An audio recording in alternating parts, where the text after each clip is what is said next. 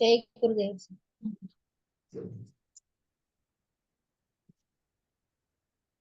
வாங்க ஆரம்பிக்கலாம். எல்லாரும் நேரா உட்காந்துக்கலாம். We'll be chanting the vibrant Om 3 times and start the session. Let's all sit erect. Palms over the lap facing the ceiling. Spine erect with a beautiful smile. For chanting Om, take a deep breath and slowly breathe out. Take another deeper breath in and slowly and gradually breathe out. For chanting Om, take a deep breath. Om.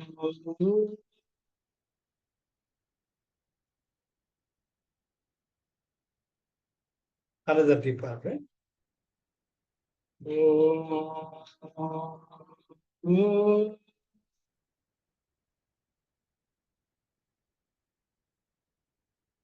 Another deeper breath. Om.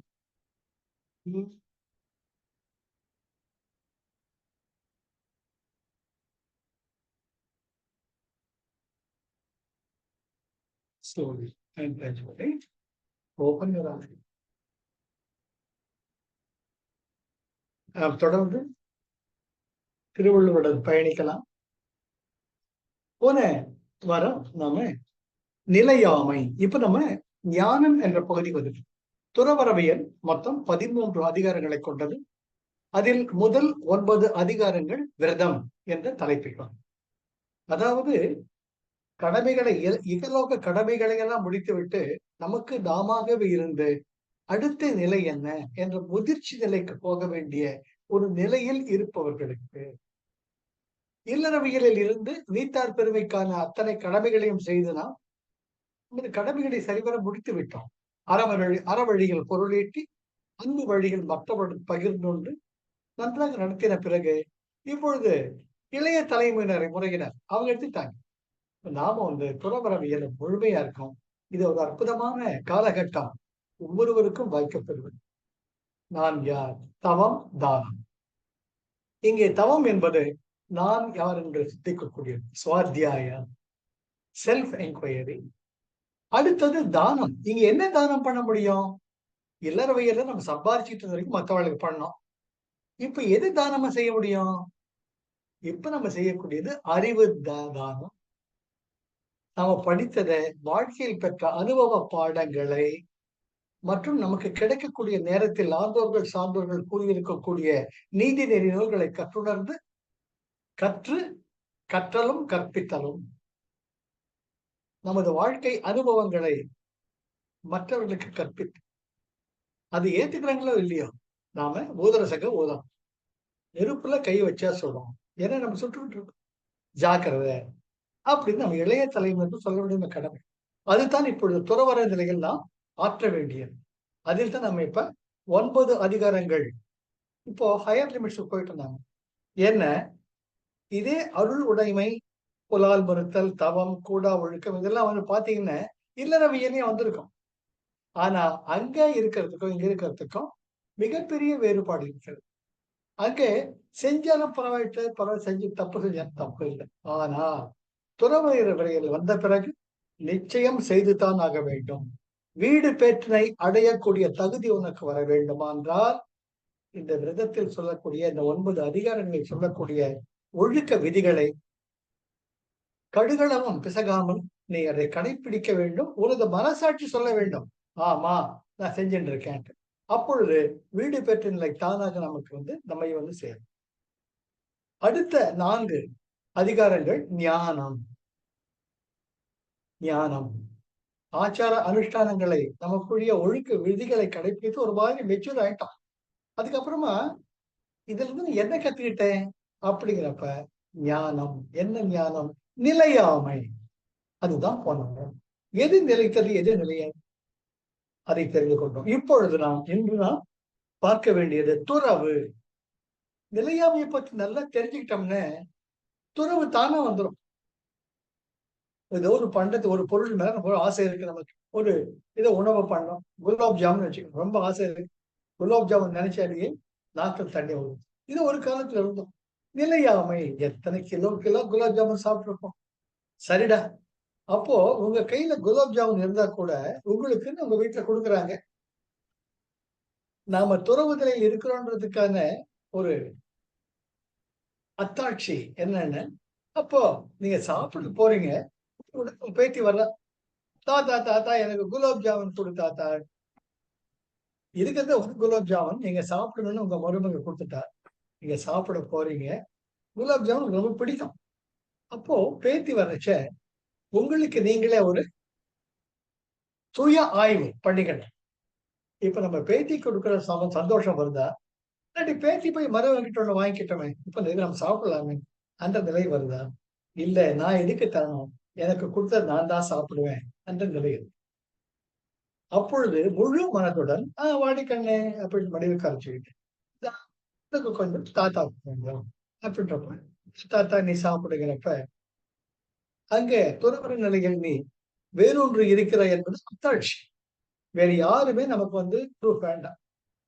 It's a self evidence. உங்களுக்கு நீங்களே தெரியும் துறவற நிலையில எங்க இருக்கீங்க. அந்த துறவுக்கு தனியா ஒரு அதிகாரத்தை ஒதுக்கி இருக்கிறார் வள்ளுவர். ஆகிய நிலையாமையை நன்றாக உணர்ந்து கொண்டால் துறவு நிலை தானாக வந்துவிடும். அப்பொழுது அந்த துறவு நிலையின் மேம்பாட்டு நிலை எப்படிப்பட்டது, அதனுடைய மேன்மை எத்தகையது என்பதை கூறுவதுதான் இந்த துறவு என்ற ஒரு அற்புதமான அதிகாரம். இதுக்கு அப்புறமா சொல்லிடுறேன், இது 4. அடுத்த அதிகாரம் மெய் உணர்தல். மெய் உணர்ந்ததுக்கு அப்புறமா அவா அறுத்தல். ஞானத்தின் கடைநிலை அவா அறுத்தல். ஆசையே துன்பத்திற்கு மூல காரணம் புத்தர் பெருமான் சொன்னதோட திருவள்ளுவர் இதை முடிக்கிறார். கடைசியில ஊழியர் விதி என்பது எப்படி வலியது என்பதை வைத்து அறத்துப்பாலை முடிக்கிறார். அறத்துப்பால் முடிந்த உடனே திருக்குறள் எப்படி பகவத்கீதையில சாங்கிய யோகத்திலேயே வந்துடுது எல்லாமே. மற்றதெல்லாம் விரிவுரை தான். ஆக நான் இப்ப என்ன செய்ய போறேன், இந்த அறத்துப்பாலோட முடிச்சுக்க போறேன் திருக்குறள். அன்னைக்கு பேசிட்டு இருந்தப்ப அறத்துப்பால், பொருட்பால், காமத்துப்பால், இன்பத்துப்பால், இந்த 3 தான். எனக்குள்ள ஒரு கேள்வி இருந்துட்டு இருந்தது, ஏன் வீடு பெற்றை விட்டுட்டார்?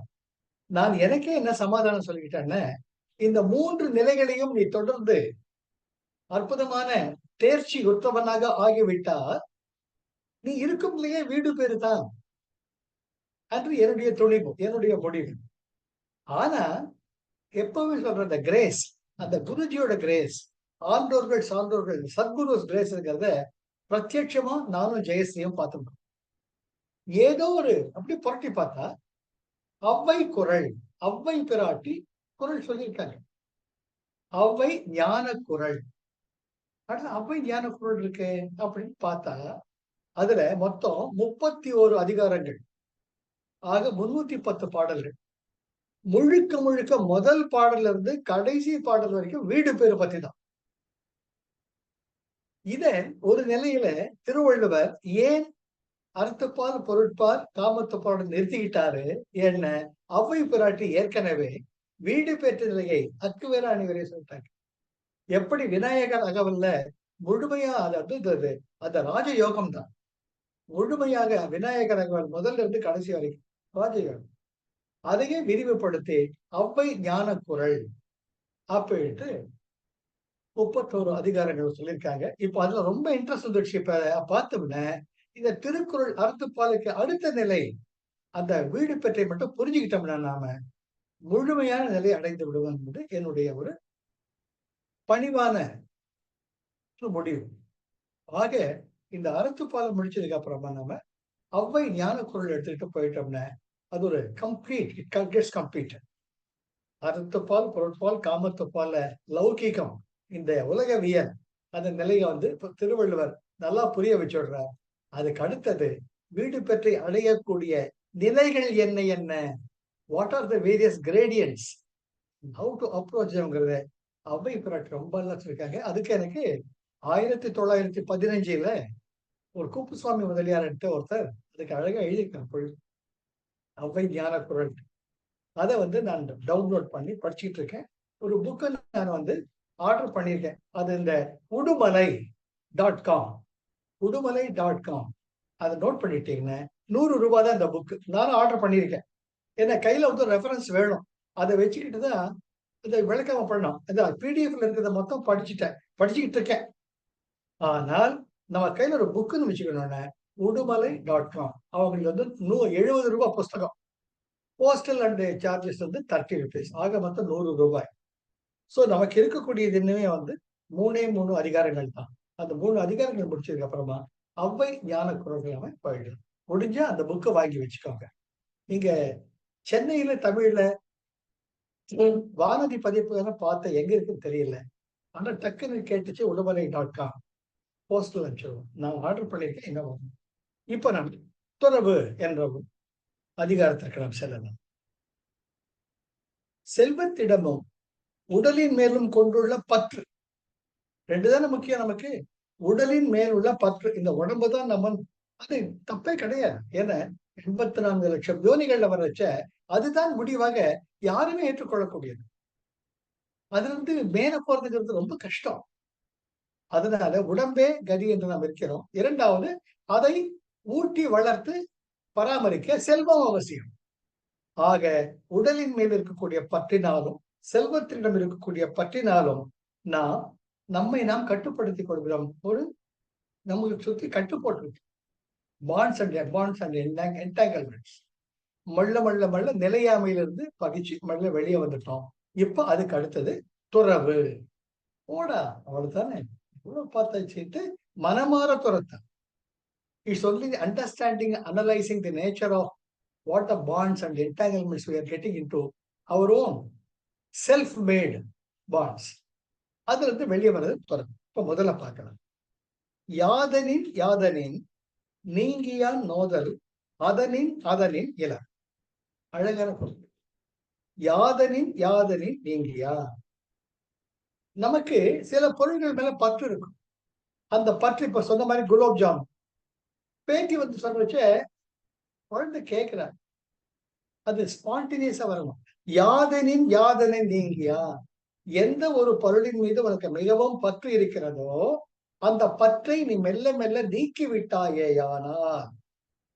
யாதனின் எந்த ஒரு பொருளின் மீது உனக்கு பற்று இருக்கிறதோ, யாதனின் அந்த பொருளின் மேல் இருக்கக்கூடிய பற்றை நீங்கியா நீ நீக்கி விட்டாயேயானால், அதனின் நோதல் இல் அந்த பொருளினால் வரக்கூடிய பாதிப்பு, அந்த பொருள் எந்த பொருள் மீது நீ விருப்பப்பட்டிருந்தாயோ அந்த பொருள் நமக்கு கிடைக்கவில்லையே என்ற ஏக்கமான பாதிப்பு யாதனின் நோதல் இல். அது நமக்கு வருத்தத்தையே உண்டாக்காது, ஆனந்தத்தை உண்டாக்கும். This is how the shift of energy we have to practice. Very important, very very important, very important. ஒரு காலத்துல மாமியார் நீங்க இருக்கச்ச அந்த கிச்சனே உங்களுடைய ஹோம் மேக்கரா இருந்துச்ச அந்த கிச்சனே உங்களுடைய கட்டுப்பாட்டில் இருக்கும். சிந்திச்சுக்கிட்டே இருப்பீங்க. 24 மணி நேரம். காலைல காஃபி வைக்கணும், பசங்களுக்கு பேக் பண்ணி தரணும், அப்புறம் மத்தியானம் சாப்பாடு பண்ணணும், இப்படி இருக்கும். ஒரு வயதுல மருமகள் எங்க ஜெனரேஷன் எடுத்துக்கிறச்ச கொள்ள அதை நிலையாமையை பார்க்க நமக்கு வயசாச்சு, பேரன் பேத்தி வந்துட்டாங்கன்ட்டு மெல்ல விலக்கிக்கிறச்ச ஐயோ நம்மளால செய்ய முடியலங்கிற வேதனை போயிட்டு குழந்தைங்க செய்யறாங்க, செஞ்ச காலத்துல செஞ்சேன் நல்லா செய்யட்டும் அந்த ஒரு ஆனந்தமாக மாறிடு. அதுதான் துறவு. You have to analyze. யாதனின் நீங்கியா.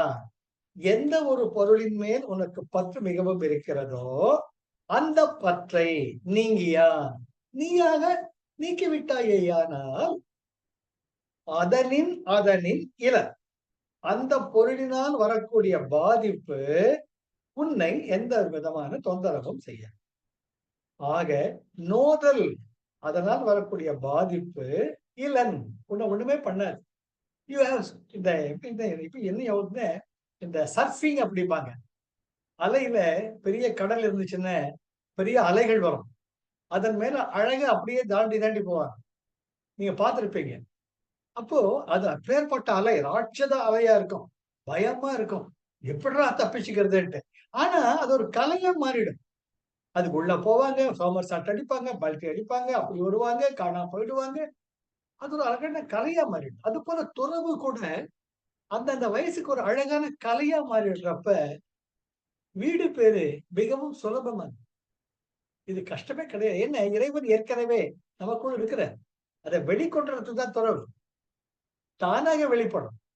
நீர்நிலை சலனமற்று இருந்து விட்டால் நிலாவினுடைய பிரதிபிம்பம் தானாகவே அங்கு தெரியும். அதுபோல யாதெனின் யாதெனின் நீங்கியா, எந்த பொருளின் மேல் உனக்கு மிகவும் பற்று இருக்கிறதோ அந்த பற்றை நீக்கிவிட்டாயானால் நோதல் இளன் அதனின் அதனின் அந்த பொருளினால் வரக்கூடிய பாதிப்பினால் உனக்கு துன்பம் வருவதை நீ தவிர்த்து விடுவாய். துன்பம் இல்லாதவனால. Very simple but very effective, very deep. இதை உணர்ந்து நம்ம ஃபாலோ பண்ணணும். அது முக்கியம். ஆக யாதனின் யாதனின் நீங்கியா, யார் ஒருவன் எந்த எந்த பொருள்களை விலக்கி விடுகின்றானோ அதனின் அதனின் நோதல் இல் அன்பயப்படுத்துறச்ச அந்த அந்த பொருள்களால் வரக்கூடிய துன்பத்தை அவர் என்றைக்குமே அடைய மாட்டான். ஆக நம்முடைய வாழ்க்கையை தேடுதலாலும் அதை காப்பாற்றுதலாலும் அதை இழப்பதாலும் இல்லையா? இப்போ ஒரு பொருளை நம்ம தேடுறோம், ஒரு டிவியை தேடுறோம், அந்த டிவியை போய் கஷ்டப்பட்டு இஎம்ஐ வச்சோ ஏதோ ஒண்ணு வச்சு வாங்குறோம். அப்புறமா அது பத்திரமா காப்பாற்றணும். அதுக்கு வேண்டிய சப்ஸ்கிரிப்ஷன் அது இது கட்டி நமக்கு வேண்டிய சேனல் எல்லாம் பார்த்து போயிட்டு அதுக்கு ஒரு டிஷ் ஆண்டனா எல்லாம் வச்சு அதை பத்திரமா காப்பாற்றணும். திடீர்னு அது ஒண்ணு கையை விட்டு போயிடுது, இழத்தாலும் இப்படி இந்த இம்மையில் நடக்கக்கூடிய காரியங்கள் இதன் மேல் உனக்கு பற்று இல்லாமல் போய்விட்டா அதனால் வர துன்பங்கள் உனக்கு துன்பங்களாக தெரியாது. ஆக எல்லா பொருள்களையும் ஒருங்கே விடுதல் அவசியம். எந்த ஒரு பொருளின் மேலும் பற்றிருக்க வேண்டும். என்றைக்கும் ஒரு நாள் கைவிட்டு போகும். அது இன்னைக்கே நம்ம அதை பற்று மட்டும் எடுத்துட்டோம்னா அதை இழத்தலால் வரக்கூடிய பாதிப்பு நமக்கு இருக்கு. இதுதான் முதல் குறள். அடுத்தது இரண்டாவது குறள். வேண்டின் உண்டாக துறக்க துறந்த பின் ஈண்டு இயல்பால பலர். வேண்டின் உண்டாக துறக்க துறந்த பின் ஈண்டு இயற்பால பலர். அன்வயப்படுத்தினால் துறந்த பின் ஈண்டு இயற்பால பல. அப்போ துறந்த பின் ஒரு பொருளின் மேல் இருக்கக்கூடிய பற்றை ஈண்டு இங்கேயே மறுமையிலேயே நாம் இந்த உடலில் இருக்கக்கூடிய வாழ்க்கையிலேயே இருக்கும் பொழுதே அதை நாம் துறந்து விட்டால் இயற்பால பல அதன் காரணமாக இயல்பால அந்த பொருளினுடைய இயல்பு நம்ம மேல தாக்கம் இருக்கு. எந்த ஒரு பொருளும் எடுத்துக்கோங்க, வீடுன்னு எடுத்துக்கோங்க.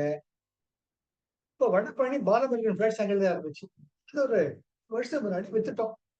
அந்த பக்கம் போறச்ச வரைச்செல்லாம் இங்கதான் நம்ம பிளாட் இருந்தது, இங்கதான் நம்ம பிளாட் இருந்தது அப்படின்ட்டு சில காலங்கள் நான் அந்த காம்பவுண்டருக்குள்ள போய் எட்டி பார்ப்பேன். இந்த பிளாட்ல நம்ம 40 வருஷம் இருந்தோம். அதுக்கு அடுத்தது ஏன் மறுபடியும் அங்க போகணும்? தேவையில்லையே, இது வரைக்கும் வந்தோம், முருகன் கோயிலை பார்த்துட்டு அம்பாள் கோயிலை போய் பார்த்துட்டு போலாமேன்ட்டு மொள்ள அதன் மேல பற்று துறக்கிறச்ச அதன் பாதிப்பு எப்போ போயிடுத்து. போனா கோயிலுக்கு போனா கூட கோயிலுக்கு போயிட்டு வந்துட்டே இருக்கு. அது நமக்குள்ள வரக்கூடிய ஒரு மெச்சூரிட்டி. அதுதான் துறவு. அதுதான் துறவு. இது முக்கியம். துறந்த பின் ஈண்டு இயல்பால பல. ஒருவன் பொருளில்களின் மேல் கொண்டுள்ள பற்றுக்களை துறந்து விடும் பொழுது இம்மையிலேயே ஆனந்தம் இயல்பால இயல்பான அந்த பொருளுக்கான இயல்பில் மேல் இருக்கக்கூடிய ஒரு பற்று நீங்கி விடும் பொழுது பல அதனால் வரக்கூடிய உனக்குள் இருக்கக்கூடிய இன்பம், ஆனந்தம், நிம்மதி, அமைதி, நிலைப்பாடு தானாகவே வந்து சேரும். தவிப்பு இருக்க, அதுதான் ரொம்ப முக்கியம். தவிப்பு இருக்கான்னு பாருங்க. அதான் பாராமீட்டர். அதான் பாராமீட்டர். நமக்கு எந்த பொருள் போய் தவிப்பு இருக்கா? தவிப்பு இல்லைங்கிறப்ப துறவுகள் ஏற்கனவே வந்துடுச்சுன்னு அர்த்தம். ஆக வேண்டின் உண்டாக துறக்க, வேண்டில் உண்டாக துறக்க. வேண்டின தூய இன்பம். நீ மறுமை இன்பத்தை, இப்ப நம்ம இருக்கிறது 2 லெவல். ஒண்ணு உலக லெவல் இருக்கும், அடுத்தது மறுமையில இருப்பாங்க. உலக வாழ்க்கையில் ஆனந்தமும் அமைதியும், இறந்த பின் நமக்கு கிடைக்கக்கூடிய உயரிய நிலை சொர்க்கலோகமோ அல்லது ஆனந்த லோகம், அங்க போகும் பொழுது இதே அமைதி, இதே அன்பு இருக்கிறதா என்பதை பார்த்துதான் நாம மெச்சூர் பண்ணிக்கிறோம். ஆக வேண்டின் உனக்கு இங்கே இருக்கக்கூடிய அதே அமைதியும் ஆனந்தமும் மறுமையிலும் கிடைக்க வேண்டும் என்றால் உண்டாக துறக்க, எந்த ஒரு பொருளின் மேலும் வைத்திருக்கக்கூடிய அந்த பற்றை நீ நீக்கி விடுவாயாக மகனே அப்படின்னு திருவள்ளுவர் சொல்ற. ரொம்ப முக்கியம். வேண்டி உனக்கு மறுமை இன்பம் தேவை என்றால் உண்டாக துறக்க, அதன் மேல் பற்று முடிச்சு விட்டுடும். முதல்ல துறந்த பின் நீண்டு இயல்பான பலன். இம்மையில் இருக்கும் பொழுது உனக்கு எந்த பொருளின் மேல் உள்ள பற்று இருக்கிறதோ அதை திறந்து விட்டால் இம்மையில் நீ நிம்மதியா அமைதியா இருப்ப, ஆனந்தமா இருக்கும். அந்த வடபழனி தாண்டிட்டு குறைச்சு கூட இங்கதான் வீடு இருக்கு, இங்கதான் வீடு இருந்துச்சு என்ற அந்த பற்று போயிடுச்சு. நிம்மதியா போற, நிம்மதியா அந்த வீடை மறந்து போச்சு. இந்த கிளாஸுக்காக எடுத்துக்கிட்டு இருக்கேன். அப்போ இம்மையில் நான் ஆனந்தத்தை அனுபவித்துக் கொண்டிருக்கிறேன். 40 வருடங்கள் நாங்கள் வாழ்ந்து வளர்ந்து விருத்தியாகி குழந்தைகள் கல்யாணம் காட்சியில பார்த்த அந்த இடம் இப்ப எந்த கிடையாது. அது என்னது? ஐயோ இங்கதான் இருந்தோம், ஐயோ இங்கதான் தவிப்பு இருக்கும். அந்த தவிப்பை தாண்டிட்டோம்னா ஆனந்தம் தான், ஆனந்தம் தான். ஆனாக்கா அந்த மடம், ஆகா காட்டி சந்த மடம், இதுவும் கூட எல்லா காட்டி இருக்கவே இருக்கு பிளாட்ஃபார்ம் சொல்லுவாங்க. அந்த நிலை வந்துடும். அது அந்த மனம் ஆகா காட்டி சந்த மடம், அதுவும் கூட இல்லா காட்டி பிளாட்டு பாரும் சொந்த இடம். அற்புதமான பாட்டு. இப்போ இம்மையிலேயே அந்த ஆனந்தத்தை நானு ஜெயஸ்ரீ எனக்கு முன்னாடியே அதை விட்டுட்டான். ஏங்க அடிக்கடி அந்த பக்கம் போறீங்க? இல்ல முருகன் கோயில் போயிட்டு போறப்ப ஆபீஸ்ல வச்சு போயிட்டு வருவேன் அப்படின்னு. இப்ப எனக்கு இயல்பாக அது மேல் பற்று போயிடுச்சு. ஆக இம்மையில் அந்த ஆனந்தத்தை அனுபவித்துக் கொண்டிருக்கிறேன். இதே வேண்டின் மறுமையிலும் எனக்கு நிலைக்க வேண்டும் என்றால், இந்த ஆனந்தமும் அமைதியும் நிலைக்க வேண்டும் என்றால் துறக்க, எல்லாத்தையும் திறந்து. எப்படி ரமண பகவான் அவர் அதிசய புருஷர், அவர் தனி பிறவி, அதை நாம கொஞ்சம் கொஞ்சமா டெவலப் பண்ணணும். அதுதான் இங்க வேண்டின் உண்டாக துறக்க, துறந்த பின் ஈண்டு இயல்பால பல. அன்மையப்படுத்துறான். துறந்த பின் ஈண்டு இயல்பால் பல. ஒருவன் பொருள்களின் மேல் கொண்ட பற்றுக்களை துறந்து விடும் பொழுது இம்மையிலேயே ஆனந்தம் தானாகவே வந்து சேரும். ஆக இம்மையானது கிடைச்சுடுதா? அதுக்கு அடுத்தது வேண்டின் உண்டாக துறக்க, நிஜமான ஆனந்தம் மறுமையிலும் வேண்டும் என்றால் இப்பொழுதே பொருள்களின் மீது உள்ள ஆசைகளை துறந்து விடுவாயாக. ஆக நிலையாமையை தெரிஞ்சுக்கிட்டோம். நிலையாமையில் ஏன்டா பற்று வைக்கணுட்டீங்க? பற்றுக்கு வந்து அந்த பற்றை விட்டு துறவுக்கு வந்து. அடுத்தது மூன்றாவது, அடல் வேண்டும் ஐந்தன் புலத்தை விடல் வேண்டும். அடல் வேண்டும், அடல் வேண்டும் என்றால் வென்று விட வேண்டும், சாதிக்க வேண்டும், சிங்கம் மாதிரி ஜெயிக்கணும் என்ற ஒரு குறிக்கோள், அந்த தைரியம் வேணும். அடல் வேண்டும் ஐந்தன் புலத்தை விடல் வேண்டும். ஐம்புலன்களின் வழியாக வெளியே சென்று இது வேண்டும், இது வேண்டும், அது வேண்டும் என்று நம்மை நாம் பந்தப்படுத்திக் கொள்வதிலிருந்து அடல் வேண்டும். அந்த ஐம்புலன்களின் வேட்கையை, ஃபீவரிஷ்னஸ், அதை விடல் வேண்டும், அதை வென்றுவிட வேண்டும். ஏன் வென்றுவிட வேண்டும்? வேண்டிய எல்லாம் ஒருங்கு, மறுமையில் உனக்கு அனைத்து ஆனந்தங்களும் கிடைக்க வேண்டும் என்றால் அடல் வேண்டும், ஐம்புலத்தை விடல் வேண்டும். சிம்பிள். ஐந்தன் புலத்தை, இதை அன்வயப்படுத்தினால் ஐந்தன் புலத்தை அடல் வேண்டும். ஐம்புலன்களும் புலன் இன்பங்களே கதி என்று அவற்றை நாடி செல்லும் பொழுது அதன் இயல்பை உணர்ந்து அவற்றை விட்டுவிட வேண்டும். You should not fight with it. You should understand and go with it parallel and go away. ரொம்ப முக்கியம், வெரி இம்பார்ட்டன்ட். எதையுமே கண்ட்ரோல் பண்ணக்கூடாது, எதிர்க்க கூடாது. இது எவ்வளவுதான், இது இவ்வளவுதான். கற்பாறை கலப்பு பாறை இருக்கு, பாறையில முட்டிக்கிட்ட யாருக்கு இந்த வலி? நமக்கு தான் வலி. இது பாறை, இது வேண்டான்ட்டு ஒதுக்கணும், அவ்வளவுதான். ஐந்தன் புலத்தை அடல் வேண்டும். ஐம்புலன்களும் புலன் இன்பங்களை நாடி சென்று துன்பத்தை கொண்டு வருவதே இயல்பாக இருக்கும் பொழுது அதன் இயல்பை வென்றுவிட வேண்டும். இயல்பை, இயல்பை வென்றுவிட வேண்டும். வேண்டிய எல்லாம் ஒருங்கு விடல் வேண்டும். ஐம்புலன்கள் நாடி செல்லும் அத்தனை இன்பங்களை எல்லாம் அடியோடு ஒருங்கு விட, அடியோடு விட்டணும், அடியோடு விட்டணும். ஆக 4வது குறள் சொன்னவங்க ரொம்ப அழகா வளர்ப்பாங்க. இயல்பாகும் நோன்பிற்கு இன்மை உடைமை மயலாகும் பெயர். இயல்பாகும் நோன்பிற்கு, நோன்புன தவம். இப்ப தவ நிலையில நோன்புன்னு சில விதிமுறைகளை கடைபிடித்து நாம் செய்யக்கூடிய விரதம், அதுதான் நோன்பு. நோற்றல், சில விதிமுறைகளை கடைபிடித்து நாம் செய்யக்கூடிய நோன்பு. இயல்பாகும் ஒன்று என்மை, எந்த ஒரு பொருளின் மேலும் இருக்கக்கூடிய பற்றையும் இல்லாமல் இருப்பது தான் துறவு நிலையில் நீ செய்யக்கூடிய நோன்பு. உடைமை மயலாகும் மற்றும் பெயர்த்து, கொஞ்சம் துக்குளியோண்டு இது மேலாவது பற்று இருந்துச்சுன்னா நீ செய்த முயற்சி எல்லாம் வீணாகிவிடும். அந்த சின்ன பற்றை உன்னை புதைக்குழிக்கு இழுத்துடும். ரொம்ப ஜாக்கிரதையா இருக்கும். ஏணி மேல ஏறிட்டே போற நாம எவ்வளவுக்கு எவ்வளவு மேல ஏறி விழறச்ச பலம் அடியும் பலமாகும். ரொம்ப முக்கியம் வாழ்க்கையின் ஏணிப்படிகள்.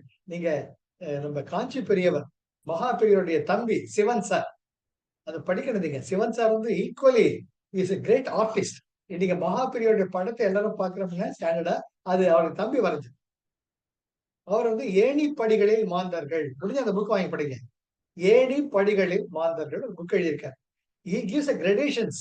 நமக்கு வெரிஃபை பண்ணிக்கலாம்.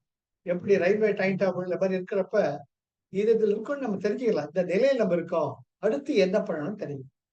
ஏணிப்படிகளில் மாந்தர். கடைசியா அவரு முடிக்கிறத ஞானிகள்ல முடிக்கிறார். ஞானிகள்ல அவர் ஐடென்டிஃபை பண்றது நெரூர் சதாசிவ பிரம்மேந்திரர் ஒருத்தர் தான். அவர் தான் அனைத்தையும் அவருக்கு சொன்னது. அது போல ஒன்று மயலாகும் உடைமை மயலாகும் மற்றும் பெயர்த்து, ஒரே ஒரு பற்று இருந்துச்சுன்னா கூட அப்படிதான். எப்படின்னு இந்த பித்தளை பாத்திரத்துல கொஞ்சம் எங்கேயாச்சும் ஒட்டிருச்சுன்னு அங்க வந்து உங்களுக்கு அந்த பச்சையா அந்த இது பிடிக்கும். அது எவ்வளவுதான் தேய்ச்சி வச்சா கூட அதனுடைய எப்படி ஒரு வெள்ளை துணியில ஒரு கரும்புள்ளி தெரிவது போல, வெள்ளை வெள்ளையன்னு துணி இருக்கு, ஒரு சின்ன புள்ளி இருந்தா அதனுடைய அழகே போயிடுது. அது போல திருவள்ளுவர் நமக்கு காஷன் தர்ற, எச்சரிக்கை தர்ற, எச்சரிக்கை மணி அடிக்கிற. நீ ரொம்ப நல்ல பையன், இயல்பாகும் நோன்பிற்கு ஒன்று இன்மை, எது மேலேயுமே பற்றம் இல்லாம இருக்கிறது தான் துறவு நிலையினுடைய அழகு. ஒத்துக்கிறேன். உடைமை மயலாகும் மற்றும் பெயர்த்து, ஒரே ஒரு சின்ன ஆசை இருந்தா கூட, மயல்னா மயக்கம், ஒரு சின்ன பொருளின் மேல் உனக்கு கவர்ச்சி இருந்தால் கூட மற்றும் பெயர்த்து நீ செஞ்சதெல்லாம் வீணா போயிடும். துறவு நிலையில் நீ தவறி விடும். இதுக்கு அற்புதமான உதாரணம் நம்ம விஸ்வாமித்திரர் தான். அவர் விட்டா வேற ஆளே கிடையாது. திருசெங்கூர் ஒரு ராஜாவுக்கு திருசெங்கூர் சொர்க்கம் கூட்டுது, அவர் சாப்பிட்ட சக்தி எல்லாம் போச்சு, மறுபடியும் தவம் பண்ண ஆரம்பிச்சார். அதே போல மேனகா நமக்கு வந்து காஷன் எப்படிலாம் இருக்கணும் நாம துறவு நோன்பு இருக்கிறதுக்கு உதாரணம். இதை நம்ம படிச்சோம்னா அன்வயப்படுத்தி ஒன்று என்மை நோன்பிற்கு இயல்பாகும். ஒன்று என்மை, எந்த ஒரு பொருளின் மேலும் பற்று இல்லாமல் இருப்பது தவம் செய்வோரது இயல்பாகும். உடைமை பெயர்த்து மற்றும் மயலாகும். அப்படி இல்லாமல் உனது பற்றை ஒரே ஒரு பொருளின் மீது இருந்தால் கூட அது உன்னை மயக்கத்தில் ஆழ்த்தி தவத்தினின்று உன்னை வீழச் செய்யும். தவத்தினின்று வீழச் செய்யும். மேலிருந்து தமக்கட்டியேன்னு மாதிரி பரம சோபான படத்துல பெரிய பாம்பு முழுங்குற மாதிரி ஜாக்கிரதையா இருக்கு. அடுத்தது 5வது பாடல். மற்றும் தொடர்பாடு எவன் கொல் பிறப்பு அறுக்கல் உற்றார்க்கு உடம்பும் மிகை. உடம்பும் மிகை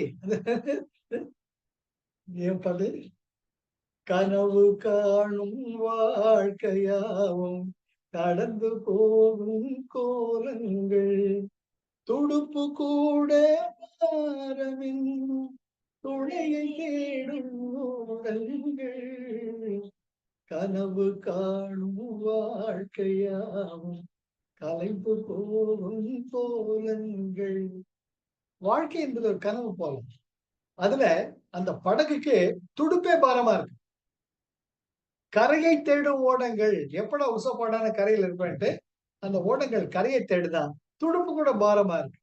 அது போல வள்ளுவர் இங்க என்ன சொல்றார், உற்றார்க்கு உடம்பும் மிகை. நீ துறவு நிலைக்கு வந்துட்டா இந்த உடம்பு கூட உனக்கு பாரமா இருக்குடாங்கிறார். சார் எப்பேற்பட்ட குறள்! உடம்பே சதம் என்று உற்று உற்று நாம் இருக்கும் பொழுது இந்த உடம்பு கூட பாரமாகும் என்ற நிலைக்கு வந்து விட்டால் நீ துறவு நிலையை அடைந்து விட்டாய் என்று பொருள் என்று நான் சொல்லல, வள்ளுவர் சொல்றார். பார்க்கலாம். மற்றும் தொடர்பாடு எவன் கொல் பிறப்பு அதுக்கல் உற்றார்க்கு உடம்பும் மிகை. அன்பயப்படுத்தின பிறப்பு அறுக்கல் உற்றார்க்கு உடம்பும் மிகை. பிறப்பு அறுக்கல், கடவுளே இனி பிறவியே வேண்டாம் என்று நோன்பு நோற்று தவநிலையில் நீ இருக்கும் பொழுது உற்றார்க்கு அந்த தவநிலையை நீ பின்பற்றி வரக்கூடியவர்களுக்கு உடம்பும் மிகை. இந்த உடம்பே தேவையற்றதாக கருது. மிகை அளவுக்கு அதிகமா இருக்கு, தேவையே இல்லை எனக்கு. இந்த உடம்பு இல்லாமையே நிம்மதியா இருக்கேன். உடம்பும் மிகை. இந்த உடம்பே பாரமா இருக்கிற மாதிரி ஒரு உணர்வு. மற்றும் தொடர்பாடு எவன் கொல். மற்றும் தொடர்பாடு எவன் கொல். நிலைமை அப்படி இருக்க இன்னும் சில பந்தங்களை எதற்காக வைத்திருக்கிறார்? என்ன அழகான வள்ளுவர் உங்களை அப்படியே மேல ஏத்துறார். எல்லாத்தையும் விட்டுட்டுடா, உடம்பே பாரம் இருக்க, தங்கமான பையன்டா நீ. அப்படி இருக்கிறச்ச இன்னும் அந்த குலாப் ஜாமுன் மேல என்ன ஒரு ஆசை உனக்கு? அது ஏன் வச்சுட்டு இருக்க நீ அப்படின்ட்டு நமக்கு ஒரு மெல்ல வாழைப்பழத்துல ஊசி ஏத்துற மாதிரி அதையும் விட்டுடேன்டா நீ தங்கம் அப்படின்ட்டு அழகா சொல்றார் வள்ளுவர். மற்றும் தொடர்பாடு எவன் கொல். மற்றும் நிலைமை அப்படி இருக்க தொடர்பாடு எவன் கொல். ஏன் இன்னும் சில பந்தங்களை தொடர்புகளை வச்சிருக்க? எனக்கு புரியலையே. உடம்பே பாரம் நிலைக்கு வந்துட்ட. I am so proud of you, I am so happy for you, but still why are you having that kind of சேஷோ அந்யஹ. Patanjali Mahavir சொல்லுவார், சேஷோ அந்யஹ. இந்த சேஷம்னு மிச்சம் மீதி. அந்த மிச்சம் மீதி ஏண்டா வச்சுட்டு இருக்கேன், தொடச்சு தூக்கி போட்டுடேன் அப்படிங்கிற. மற்றும் தொடர்பாடு எவன் கொல். நிலைமை அப்படி இருக்க இன்னும் சில பந்தங்கள் எஞ்சி இருப்பது எதற்காகவோ புரியவில்லையே. ஆக வள்ளுவர் இவ்வளவு முயற்சியை மேற்கொண்டு நீ தவம் செய்திருந்தாலும் இன்னும் சின்ன சின்ன விருப்பங்களும் உறவுகளும் இருப்பது ஏனோ என்று வள்ளுவர் வியக்கிறார். 6வது பாடல். யாம் எனது. சார் அப்படிதான் சார், நான் எப்பவுமே சொல்லுவேன் ஐ மீ மை மை. இது விட்டுடணும். விட்டாதான் இந்த பாடி இந்த உடம்பு மேல பற்று போகும். இதை இந்த திருக்குறள் படிச்சப்ப இதுதான் நம்ம சொல்லிட்டு தோணிச்சு. பாருங்களேன் அழகா. யாம் எனது என்னும் செருக்கு அறுப்பான். யான் எனது என்னும் செருக்கு அறுப்பான் வானோர்க்கு உயர்ந்த உலகம் புகும். அந்த ஈகோ இதுதான் நம்ம நடராஜ பெருமானுடைய ஆனந்த தாண்டவத்தை ஒரு கருத்து. நம்ம நடராஜர் தாண்டவத்தை பார்த்தோம்னா ஒவ்வொரு கோவிலையும் இருக்கும் ஆனந்த தாண்டவம். பக்கத்துல அம்பாள் அழகா நிற்கும். அந்த இடது கால் தூக்கி அழகாக இந்த சடை பாப்ப விரிந்து ஆட, அந்த பாம்பு தடுக்கிறது ஆடு மரபமும் படம் எடுத்தாடன்னு வரும் இல்லையா? ஆரணவ மணிமாலைகளாட ஆடும் அரவம் படம் எடுத்தாட அப்படி வரும். யாடி கொண்ட அந்த வேடிக்கை காண கண் ஆயிரம் வேண்டாவோ. அதுல அந்த பெருமாள் தான் தில்லை நடராஜர் அப்படி ஆனந்த தாண்டவம் ஆடுறச்ச ஒரு கையில நெருப்பு ஏந்தி இருக்கிறார், இன்னொரு கையில உடுக்கை ஏந்தி இருக்கிறார். ஆக sound principle, light principle, they are the two principle of electromagnetic energy that is the basis of the creation of the planet. இது மறக்கவே கூடாது. அதே போல நான் பெருமாள் ஒரு கையில சங்கு வச்சிருக்கிறேன், ஒரு கையில சக்கரம் வச்சிருக்கேன். சக்கரம் லைட், சங்கு சவுண்ட். இது மாதிரி ஒவ்வொரு தெய்வத்தினுடைய உருவங்களுக்கு அர்த்தம் இருக்கு. அது போல இந்த 3 கோடு இருக்கு இல்லைங்களா, சிவபெருமான் இங்க 2 நாமம், அது இடக்கலை பிங்கலை சுஷும்ன நாடு. அந்த நடுவில் வச்சிருக்க பொட்டு அதுதான் ஆக்ஞா. இதுதான் திரிவேணி சங்கமம். புருவமதி தான் திரிவேணி சங்கமம். கங்கை சரஸ்வதி யமுனம். கங்கையை பார்க்கலாம், யமுனாவை பார்க்கலாம், சரஸ்வதியை பார்க்க முடியாது. சரஸ்வதி தான் உண்மையான அறிவு, தூய அறிவு. அதுதான் சரஸ்வதி. அதுதான் சுஷும்ன நாடி, அக்னி நாடு. சார் எவ்வளவு இருக்கு சார். பேசிக்கிட்டே இருக்கலாம். அங்க வாங்க. யாம் எனது என்னும் செருக்கு அறுப்பான். ஆக அந்த தில்லை நடராஜர் போடுறப்ப தூக்கிய திருவடியில அவர் காலு கீழ் யார் இருக்காங்க? ராட்சசன் மேல மிதிச்சுட்டு இருப்பார். அந்த ராட்சசன் பேரு முயலவன். முயலவன்னா நான் பண்ணிடுவேன், நான் தான் பெரியவன், நான் சாதிப்பேன், அதை சாதிப்பேன். அதை என்னைக்கு ஆனந்த தாண்டவத்தால நீ உன் காலை கீழே வச்சு அடக்குறியோ, அப்பொழுது உன்னுடைய வாழ்க்கை ஆனந்தமயமானதாக சச்சிதானந்த சொரூபமாக மாறும் என்பதுதான் தில்லை நடராஜரின் ஆனந்த தாண்டவம் நமக்கு எடுத்துரைக்கும். ரொம்ப முக்கியம் இதுதான். எவ்வரி ஒவ்வொரு கடவுளர் உருவங்களும் ஏதோ ஒரு அடிப்படை ஞான கருத்தை வச்சிருக்கு. அது என்னன்னு நம்ம பார்க்கணும். அதுதான் உண்மையான சூட்சுமமான அறிவு. போயிட்டு சும்மா சும்மா இப்படி தவணை போட்டு கிடையாது. எதுக்காக அந்த வழிபாடு வந்தது யோசிக்கணும். கட்சி காமாட்சி அம்மன் ஒரு கையில கரும்பு, இன்னொரு கையில தாமரை மலர். என்ன சூட்சுமம்? எதுக்கு ரெண்டு கையில தாமரை மலர் வச்சிடல? காமாட்சி தன் கண்களின் கடைக்கண் பார்வையினால் நீ கேட்டதை அள்ளி தருபவள். காம அக்ஷம் உடைய அம்பாள். ஏன் ஒரு கையில கரும்பு வச்சிருக்காங்க, ஒரு கையில தாமரை புஷ்பம் வச்சிருக்காங்க? கரும்பினுடைய இனிமையை உணர வேண்டும் என்றால் முதல்ல அந்த பட்டைய சீவனம் கத்தியில, அப்புறம் அடிச்சு பிழிகணும். பிழிஞ்ச அந்த ரசத்தை எடுக்கணும், அப்புறம் வடிகட்டணும். அப்புறம் நீங்க தான் அந்த இனிமையை உணர முடியும். அப்படி வாழ்க்கையின் அனுபவத்தில் அடிபட்டு மிதிப்பட்டு பல பல பிறவிகளை அனுபவித்து துக்கப்பட்டு துயரப்பட்டு கடைசியில் என்னிடம் சேர விரும்புகிறாயா? இல்லை என்றால் தாமரை புஷ்பத்தில் அழகாக ஒரு தேன் வண்டு சென்று தேனை சுலபமாக ஒடுக்கக்கூடிய வழியில் உனக்குள் நீ சென்று உய்த்து உணர்ந்து என்னை அடைய விரும்புகிறாய். Choice is yours. எந்த தெய்வ வழிபாடுமே இதை பண்ணு அதை பண்ணு சொல்லாது. முக்கியமா நம்முடைய இந்து மதத்துல இதை செய் அதை செய்ய சொல்றதே கிடையாது. Choice is yours. வழி காட்டியாச்சு. சத்குருக்கள் வழி காட்டுவார்கள், தங்கள் கருத்தை திணிக்க மாட்டார். ஆக இது காமாட்சி அம்மனுடைய அற்புதம். அது போலத்தான் சிவபெருமான் முயலவன். அந்த ஈகோ, நான், எனது, எனக்கு, அந்த எண்ணங்களை அற்று ஒரு காலால மிதிக்கிறச்ச இடது கால் மிதிக்கிறச்ச உங்கள் வலது brain, the right lobe of the brain will function. The right lobe of the brain is meant for அமைதி, ஆனந்தம், இசை, தவம் எல்லாத்தையும் உங்க right lobe of the brain is relieved. அதை இடது கட்டை பெருவிரல் அழுத்துறச்ச your right lobe of the brain will function, will be activated. எவ்வளவோ இருக்கு, நிறைய இருக்கு. ஆக யான் எனது என்னும் செருக்குன்னா கர்வம். நான் போட்டுடுவேன், அறுப்பான். அதை என்றைக்கு நீ இல்லாமல் செய்து விடுகிறாயோ, வானோர்க்கு அந்த தேவலோகத்தில் உயர்ந்த உலகம் புகும். வானோர்க்கு உயர்ந்த, நல்லா தெரிஞ்சுக்கோங்க, தேவர்களுடைய காலம் கூட ஒரு கணக்கின் கால அளவிற்கு உட்பட்டது. ஆனால் அதற்கு மேல் இருக்கக்கூடியதான் தபோலோகம், சத்குருக்களின் லோகம். அவங்கள கால நிர்ணயம் கிடையாது. அந்த உலகத்தை நீ அடைவார். சார் திருக்குறள் எவ்வளவு அழகா சொல்றாரு சார். தேவர்களுக்கு என்னடா 300 வருஷம் கழிச்சு புண்ணிய காலம், புண்ணிய பலன் முடிஞ்சதுன்னா மறுபடியும் பொத்துன்னு துப கட்டிட்டு கீழே தானே வரணும், ஒரு அம்மாவோட கர்ப்பத்துக்கு தானே வரணும். கிடையாது. நீ இதை யான் எனது அறுத்து போட்டுட்டீங்கன்னா வானோர்க்கு உயர்ந்த நிலை, சத்குருவின் நிலை அடைவாய், தப்போலோகத்தை அடைவாய் என்று அழகாக குறிப்பிடுகிறார். யான் எனது என்னும் செருக்கு அறுப்பா வானோர்க்கு உயர்ந்த உலகம், வானோரை மிஞ்சிய, தேவர் உலகத்தை மிஞ்சிய உலகம் புகும். அதில் நீ போய் முயற்சி பண்ண வேண்டாம். உன்னை ரெட் கார்பெட் வெல்கம், உன்னை வருக என்ற சத்குருக்கள் அணைச்சுக்கிட்டு போவாங்க. ரொம்ப அழகு. யாம் எனது என்னும் செருக்கு அறுப்பா. இந்த உடம்பே தான் என்றும் மற்ற உடைமை பொருட்களை தனதென்றும் பெருமை கொண்டு இருக்கும் பெரும்பான்மையரிடம் இருந்து நீ வேறுபட்டு இந்த பந்தங்களை நீக்கிக் கொள்பவனன் வானோர்க்கு உயர்ந்த உலகம் புகும். தேவர்களுக்கும் கிடைத்தற்கரிய உயர்ந்த வீடு பெற்றை அவர்கள் அடைவார்கள். அடுத்தது 7. பற்றி விடா இடும்பைகள் பற்றினை பற்றி விடாதவர்கள். அழகு. பற்றி விடா இடும்பைகள், பற்றினை பற்றி விடாதவர்கள். பற்றினை பற்றி விடாதவர்கள்.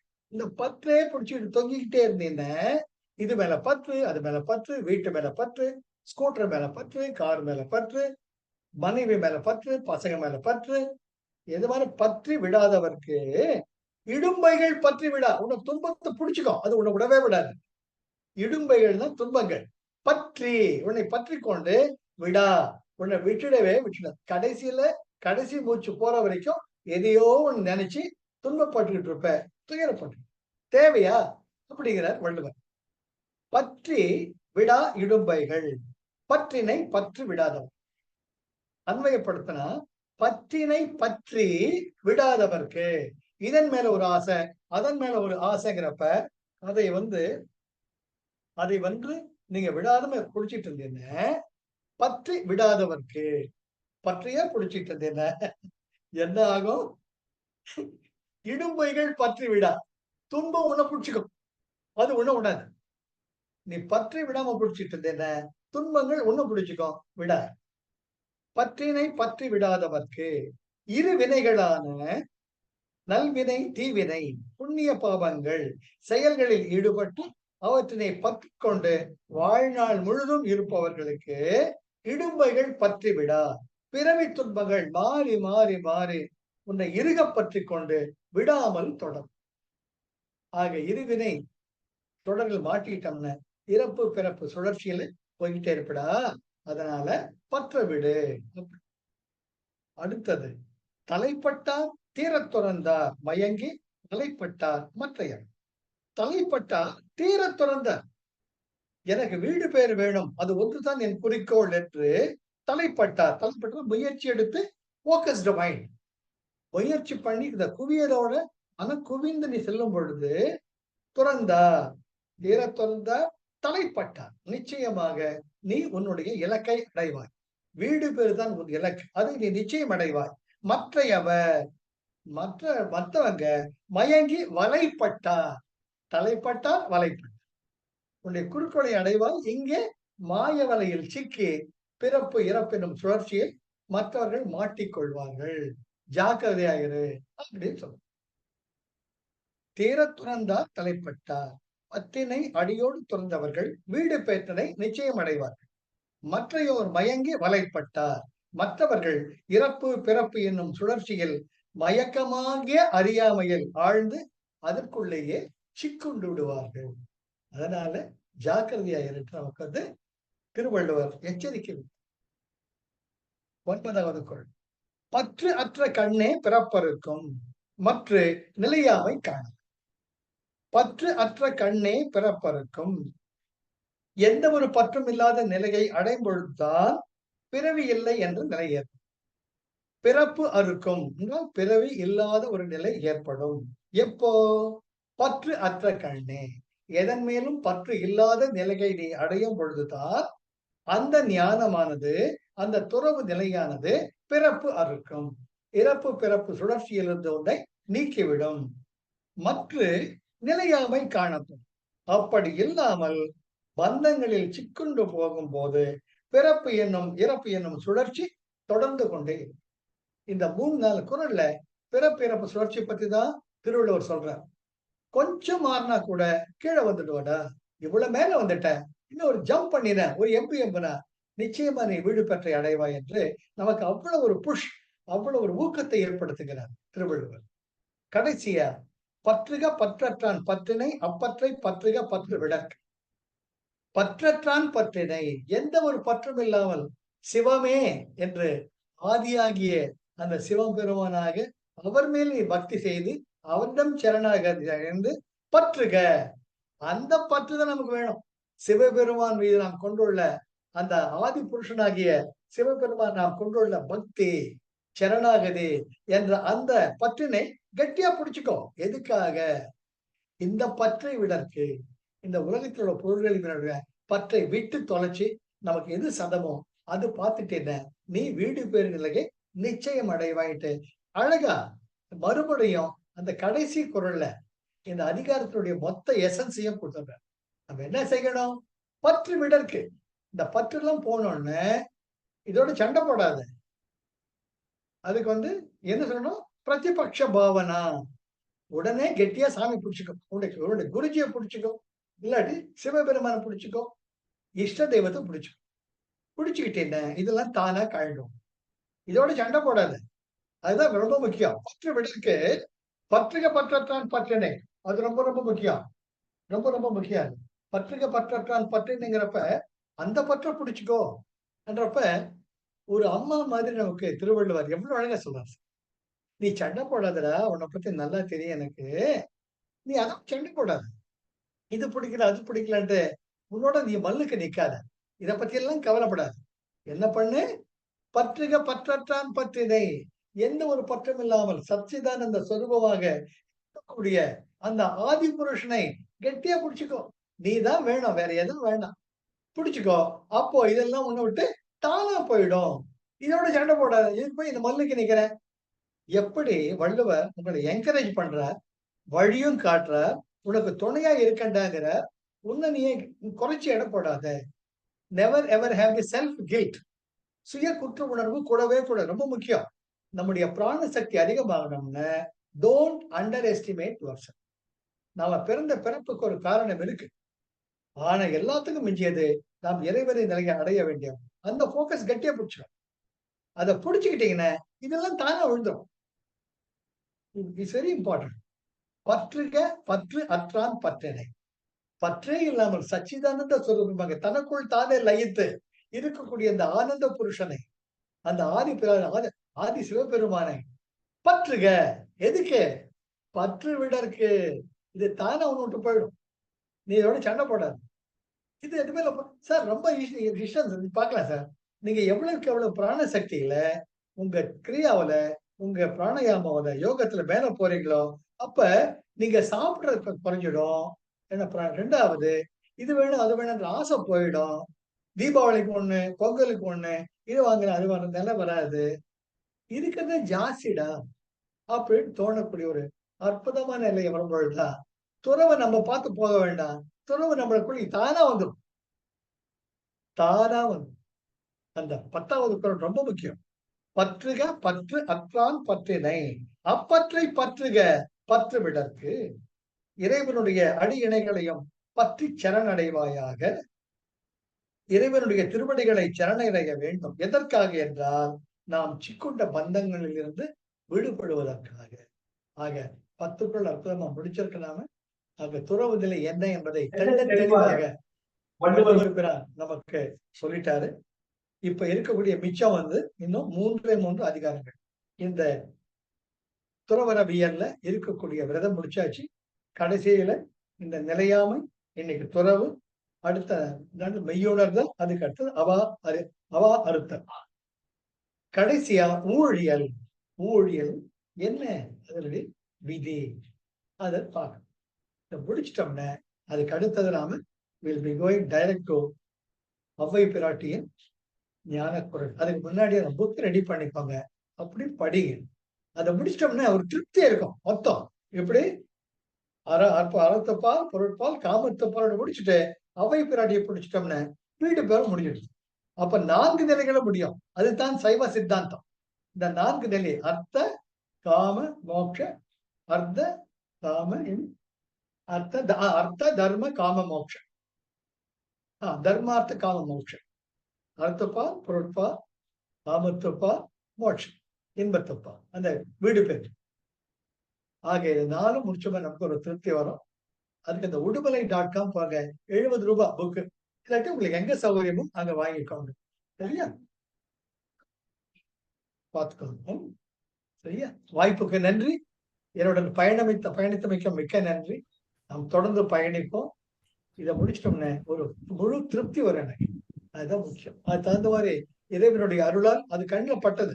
அப்பதான் தெரிஞ்சது எப்படி ஒரு 31 அதிகாரங்களில் ஒளவை பிராட்டி இந்த வீடு பெற்ற நிலையை அழகா எழுதியிருக்காங்க.